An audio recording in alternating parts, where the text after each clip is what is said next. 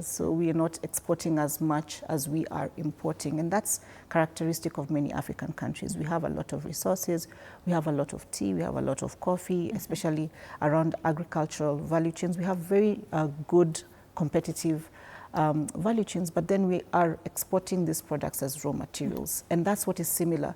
So the challenge becomes when also in Tanzania, they are also producing the same things. Uganda similarly produces the same things. So that means that there's limited opportunity for us to trade each other because we all are actually working within the same space. And so how do we make sure that we increase level of trades amongst ourselves? So that mainly happens if there's a deficit. So say there's a maize deficit in Kenya, then maybe you'll have to look at Tanzania or Uganda and see how you can import some of those produce. But largely we have the same thing. So that's where the issue on value addition comes, and also development of additional and different value chains, maybe non-agricultural, that we can be well known for example, steel, for example, pharmaceutical products that then we can be able to manufacture in Kenya and start exporting and distributing to other African countries. So that's the position, is that it's not taking much shape as we would want to, because we're largely having the same type of products, especially agricultural produce. But isn't there room for us to just trade beyond Africa now that, you know, Trademark Africa, you're trying to help with this intra-African trade, whatever is happening.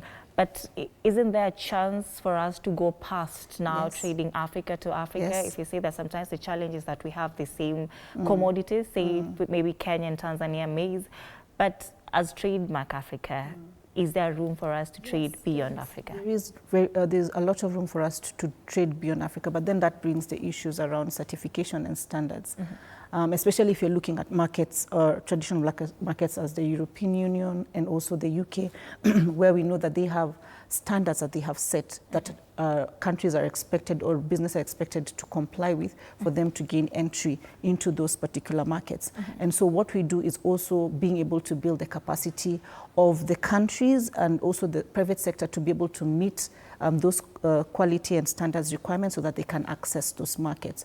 For example, we have worked with the Kenya Bureau of Standards, who we have been able to partner with to buy testing tools to be able to develop certifications and to make sure that the protocols are clear, so that then the private sector can be able to utilize this to give them a mark that certifies that they are allowed to be able to access certain markets, so that there's more trust, because trade is built on trust. And how do you show trust? It's through having certifications, through processes and procedures that other countries can be able to trust. There's also an opportunity for us to continue to trade also with other countries in Saudi Arabia or the UAE as well. So we look at the opportunity for Africa to grow trading with each other and also with global markets. And when we talk about Africa trading with each other, of course, the Africa Free Trade Continental area comes into play as well.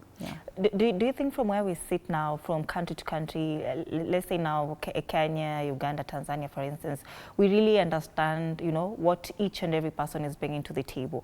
Are we all well informed in terms of, you know, the commodities that we are trying to export and import, what we need to give and what we need to take, how we need to, you know, just strengthen ourselves in terms of just trade and meaningful trade? Are we well informed as a region?